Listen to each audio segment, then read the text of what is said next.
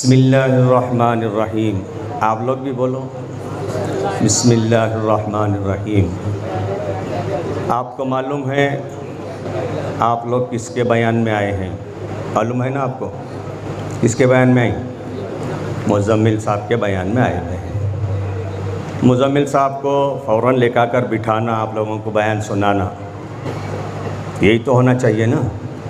انتظام کرنے والوں کو بعد میں آپ غصہ کرو. بلائے مزمل صاحب کے نام سے اور بلا کر بٹھائے ان کے تو بیانہ سن کو ان کو ریٹائرڈ کر دیے. صحیح نہیں، لیکن مزمل صاحب کو اس وقت بلائیں گے جب تمہارے اندر جوش اور جذبہ مکمل آ جائے، ہے نہیں؟ پورا مجمع فل آ جائے. دور دور سے آنے والے، راؤر سے آتے ہیں، چتاپور سے آتے ہیں، وہ سب پورے جمع ہو جائیں، پھر سب کو فائدہ ہو جائے. اس لیے تھوڑا دیر سے لاتے ہیں. صحیح ہے نا؟ نہیں تو 1 گھنٹے میں مزمل صاحب چلے گئے تو ارے اب 1 گھنٹہ کرنا تھا، ہم 1 گھنٹہ لے لیتے ہیں ان کا. کیسا کریں گے؟ تھوڑا بات ہماری بھی سنتے ہیں، آپ لوگ سنیں گے نا انشاءاللہ. بھائیوں، بزرگوں، عزیز دوستو، ایک تو ہے یہ ہماری تنظیم بولے تو کیا معلوم ہونا نہیں سب کو. تنظیم بولے تو کیا؟ کچھ علماء اکرام، حفاظ اکرام، ائمہ مل کر ایک جماعت بناتے ہیں. اس میں ایک صدر، سیکرٹری، کیشیئر اور پورے ذمہ داریاں بانٹتے ہیں. اس میں یہ لوگ محنت کر کے ایک غریب کا گھر تلاش کرتے ہیں. کہاں ایسی کوئی عورت ہے جو بیوہ ہے اور اس کا کوئی پرسہ نحال نہیں ہے. ایسے بہت سے گھروں کا اکٹھا کرتے ہیں جا کے، پھر ان کو کس قسم کی مدد کی ضرورت ہے. ایسے گھروں کو تلاش کر کے ان تک مدد کو پہنچانا، اس کے لیے کچھ لوگوں کے منظم ہو کر، جم کر، جڑ کر کوشش کرنے کا نام ہے تنظیم. دوسرا لفظ ہے غربا، طوبہ. سے مولانا نے بتایا نا کہ طوبہ کے معنی خوشخبری. کس کے لیے خوشخبری؟ للغربا، غریب لوگوں کے لیے خوشخبری کہ یہ لوگ تنظیم بنائے ہیں، ایک جماعت بنائے ہیں، ہر غریب کو ہمارے ہاتھ سے خوشخبری پہنچے، ان تک مدد پہنچے، تبھی تو ان کے لیے خوشخبری ہے. خالی بیان کر کے بھیج دیں تو خوشخبری تھوڑی ہے. ایک ٹیم کا تو کھانا ملے خوشخبری میں، نہیں ملے تو خوشخبری نہیں. بزرگ عزیز دوستو، غریبوں کی مدد کرنا، صرف غریبوں کی نہیں، کسی کی بھی مدد کرنا اللہ کو اتنا پسند ہے.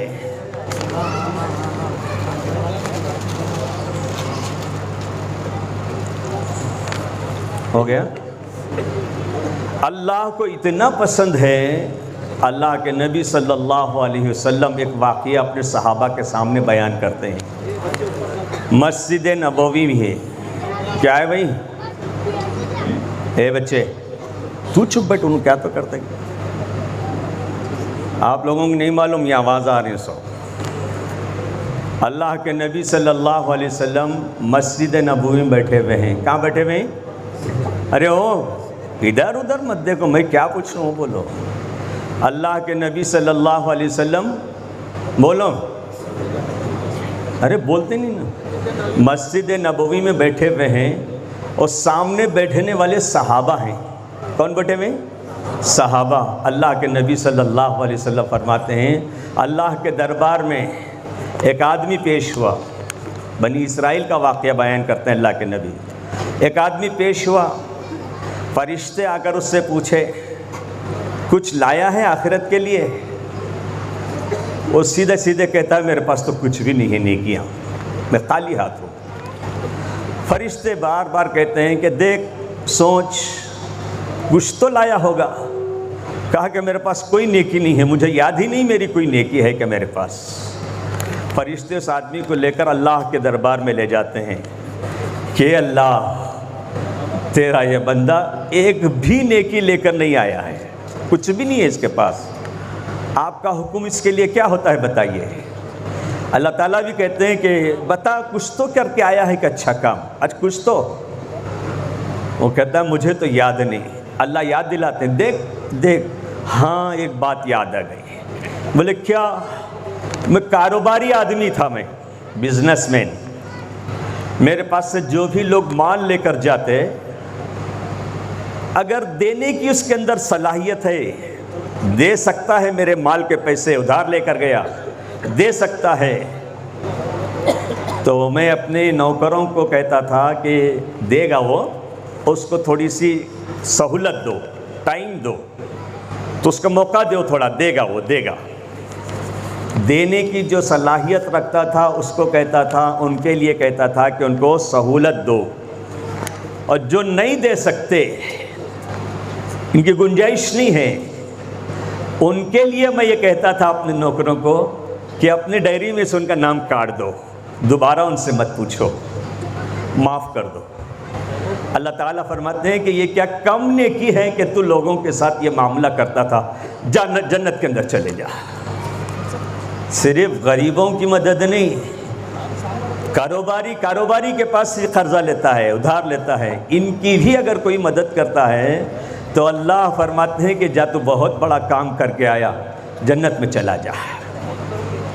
آج یہ تنظیم ہمارے یہ علماء اکرام، جس میں آپ کو یہ بات سن کر تعجب ہوگا کہ آپ سے مدد لینے سے پہلے یہ خود ہر مہینہ اپنی حلال کمائی جمع کرتے ہیں، پہلا ہمارا پیسہ لگے۔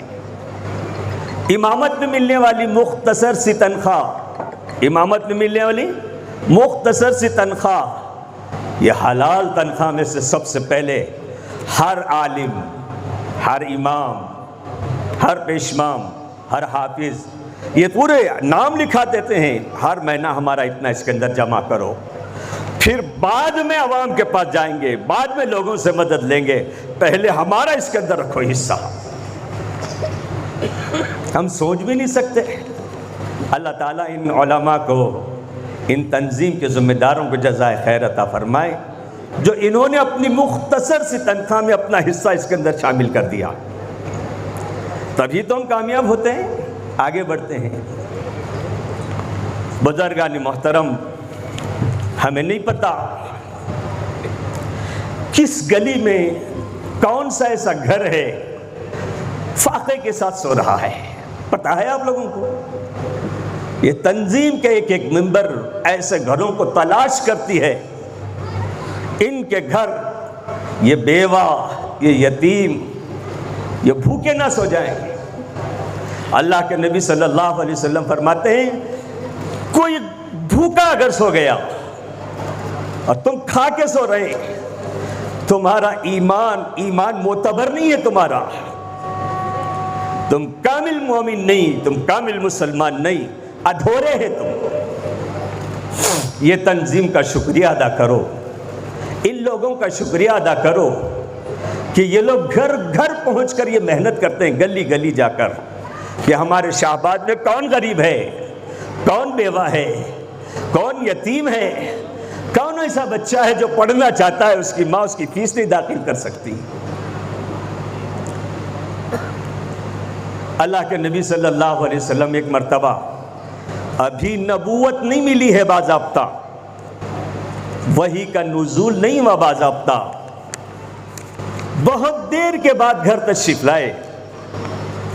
حضور پاک صلی اللہ علیہ وسلم کی پہلی زوجہ حضرت خدیجہ رضی اللہ عنہا انتظار کر رہے، کہاں گئے، ابھی تک نہیں آئے، اب تک یہ ٹائم تک تو آتے تھے نا، نہیں آئے، بہت دیر کے بعد آئے تو بہت تھکے ہوئے تھے، چہرہ اترا ہوا تھا، اور پریشانی آپ صلی اللہ علیہ وسلم کے چہرے سے ظاہر ہو رہی تھی۔ آتے ہی آپ تھوڑا سا سست بیٹھ گئے، تھکے ہارے۔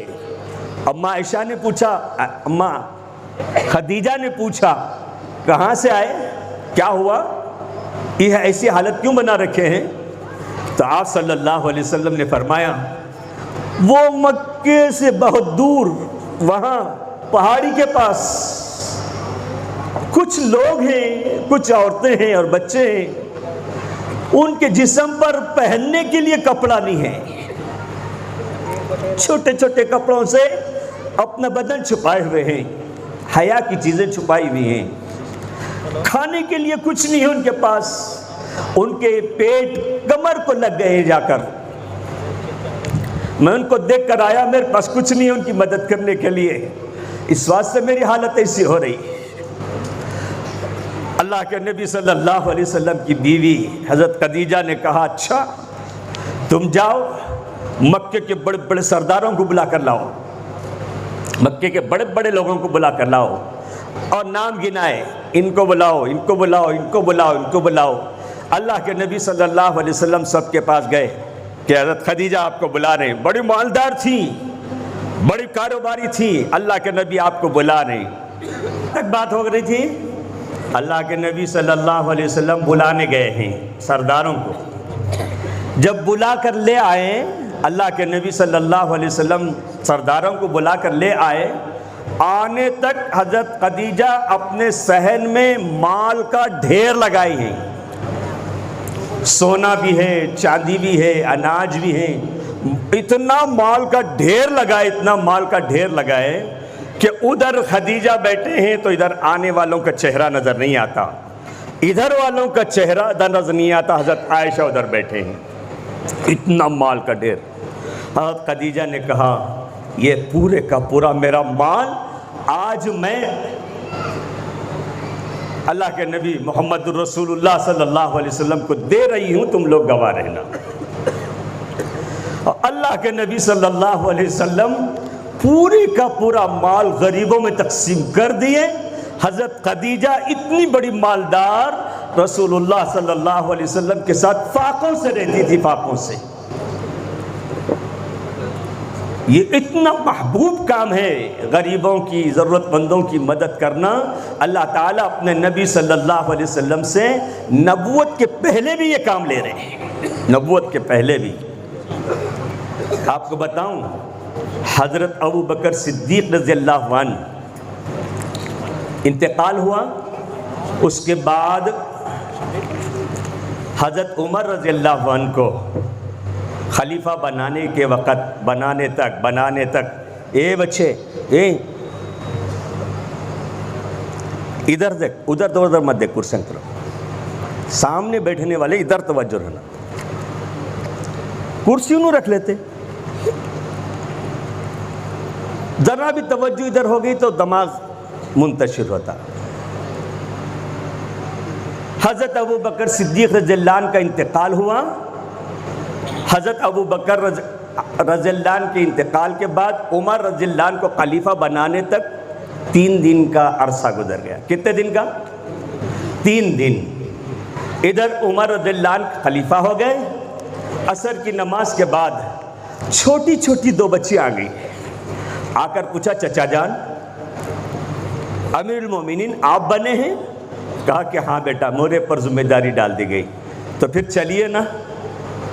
ابو بکر رضی اللہ عنہ جب تک خلیفہ تھے، عصر کے بعد ہمارے گھر آتے تھے۔ اچھا بیٹا وہاں کیا ہے آنے کے لیے مجھے؟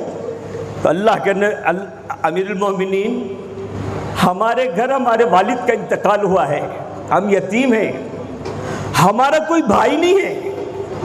ابو بکر رضی اللہ عنہ عصر کے بعد آ کر ہمارے بکریوں کا دودھ نکال کر دیتے، اور ہم اس دودھ کو بیچ کر ہمارے گھر کے خرچے کو چلاتے، اور کچھ دودھ ہم پی لیتے۔ امیر المومنین ابو بکر صدیق رضی اللہ عنہ کا انتقال ہو کر 3 دن ہو گئے، ماں بھی روتی ہیں، چھوٹی چھوٹی میری بہنیں بھی روتی ہیں، 3 دن سے فاتح گزر رہے ہیں گھر کے اندر۔ امیر المومنین آپ چلیے، دودھ نکال کر دیجئے، ہم اس کو پی کر اپنا پیٹ بھر لیں گے۔ امیر المومنین عمر رضی اللہ عنہ اپنی پگڑی سر پر رکھے، اپنا رومال یوں ڈالے، اور ان بچیوں سے کہا کہ چلو بیٹا تمہارا گھر کہاں ہے بتاؤ۔ جا رہے ہیں اور رو رہے ہیں، جا رہے ہیں، چل رہے ہیں اور رو رہے ہیں۔ صحابہ نے پوچھا امیر المومنین رو کیوں رہے ہیں آپ، رونے کی کیا وجہ ہے؟ امیر المومنین عمر رضی اللہ عنہ نے کہا کہ ابو بکر نے جو راستہ چھوڑ کر گیا اتنا کٹھن اور مشکل راستہ کہ ہم کیسے اس پر چل سکیں گے۔ لوگوں کی، غریبوں کی، بیواؤں کی مدد کرنا یہ اللہ کو اتنا پسند ہے، اپنے نبی صلی اللہ نے کام لیا، اپنے خلفاء سے یہ کام لیا۔ امیر المومنین عمر رضی اللہ عنہ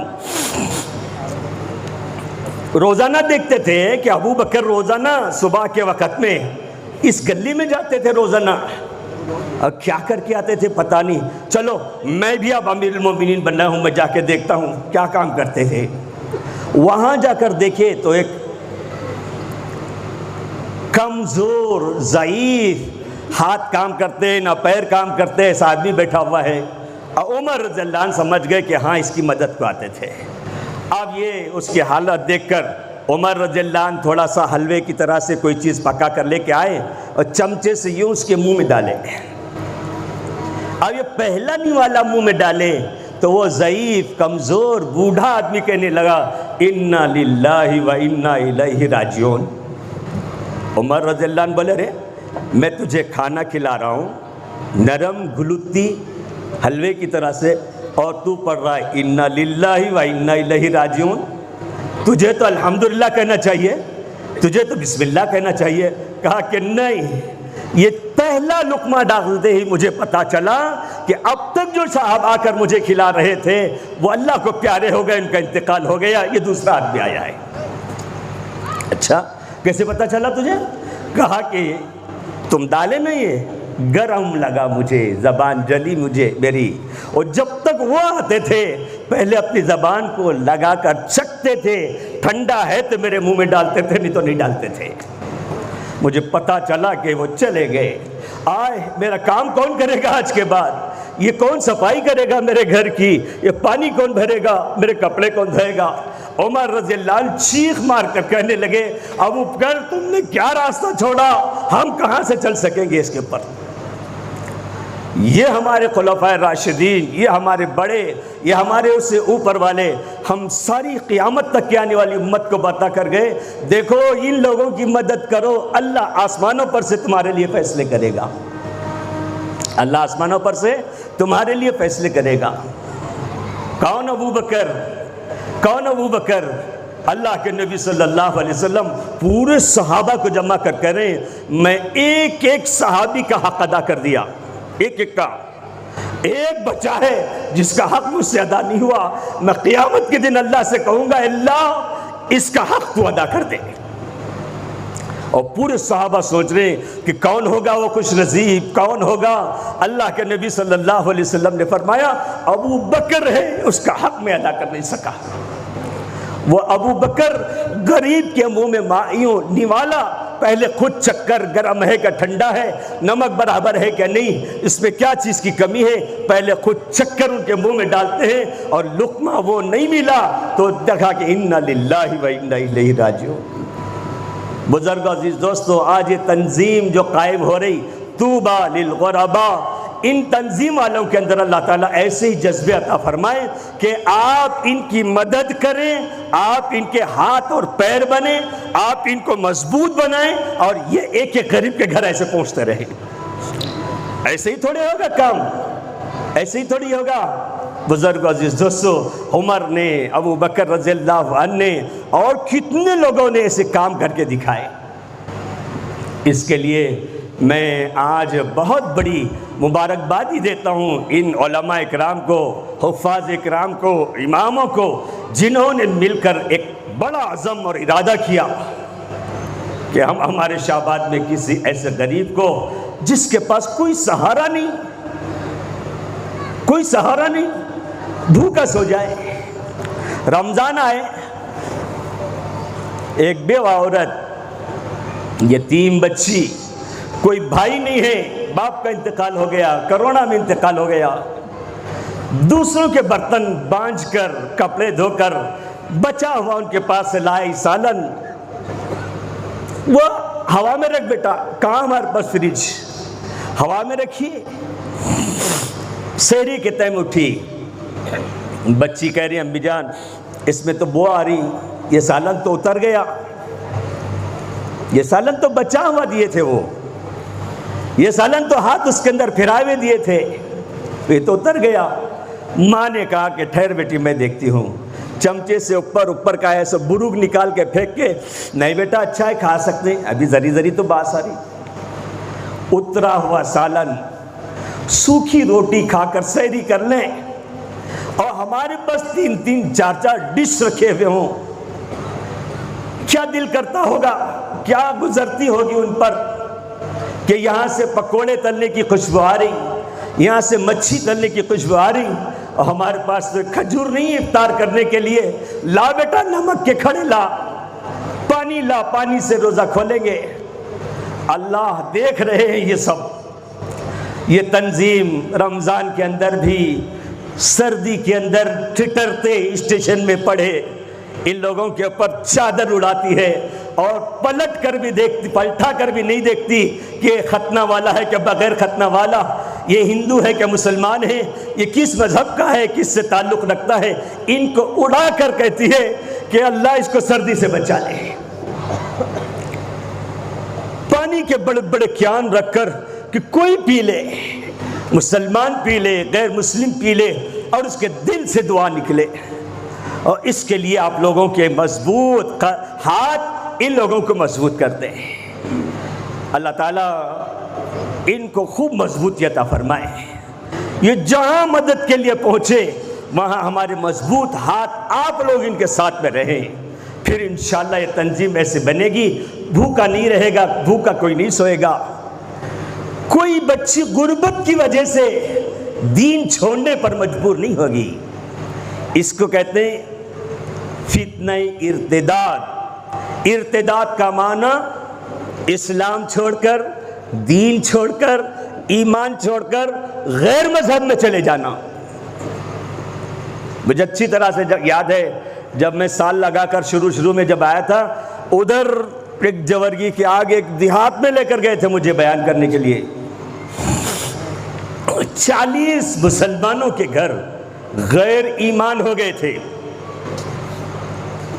اس کو ذرا اچھے الفاظ میں بولے تو مرتد ہو گئے تھے، ارتداد میں مبتلا ہو گئے تھے۔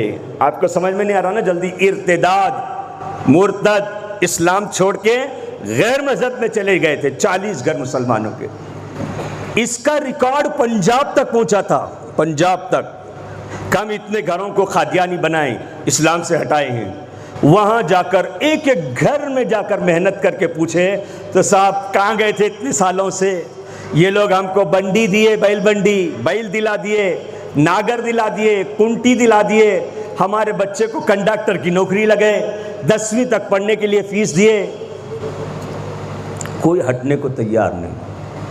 میرا بیان، مفتی مولانا شریف صاحب کا بیان، اور اس وقت میں کون کون علماء تھے، گھنٹہ بیان کرے نہیں۔ لاسٹ میں چلو دعا کر کو نکلیں گے، دعا کر رہے تھے کہ اے اللہ دعا کر رہے، رو کر دعا کر رہے، ایک کو بھی اثر نہیں ہو رہا اس میں۔ اسلام چھوڑ کر چلے گئے، اتنے تھوڑے سے مال کے واسطے، اپنے غریبی کو مٹانے کے واسطے اتنی تھوڑی سی مدد کر دیا اس نے، اسلام چھوڑ کے چلے گئے۔ میں دعا کر رہا ہوں، پورے لوگ دعا میں ہاتھ اٹھائیں۔ وہ آدمی جو غریبوں کی مدد کرنے والا، بچوں کے ایمان کو ختم کرنے والا ساتھ میں بیٹھا ہوا ہے، ان ہاتھ نہیں اٹھایا، ایسے بیٹھے رہے۔ رسول اللہ صلی اللہ علیہ وسلم کا واسطہ، امام حسن اور حسین کا واسطہ، بی بی فاطمہ کا واسطہ، ایسے کر کے کیا کیا کی دعا کر رہا ہوں، ہاتھ نہیں اٹھایا۔ بعد میں ہماری دعا ہونے کے بعد ایک بیکری والے تھے، ان کا انتقال ہو گیا، ان کے بچے میرے سے ملتے رہتے ہیں، وہ کھڑے ہو کر، ارے بھائیا تم دیکھیں مفتی صاحب اتنی دعا کرے، ایسی دعا کرے، ایسی دعا کرے، ان ہاتھ اٹھایا کیا؟ دیکھو نے ہاتھ اٹھایا کیا؟ گاؤں کے لوگوں دیکھے تھے، ہاتھ نہیں اٹھایا نے۔ اگر ان مسلمان رہتا تو ہاتھ اٹھاتا تھا۔ ان مسلمان نہیں ہیں، ان تمہارے ایمان کو ختم کرنے والا ہے۔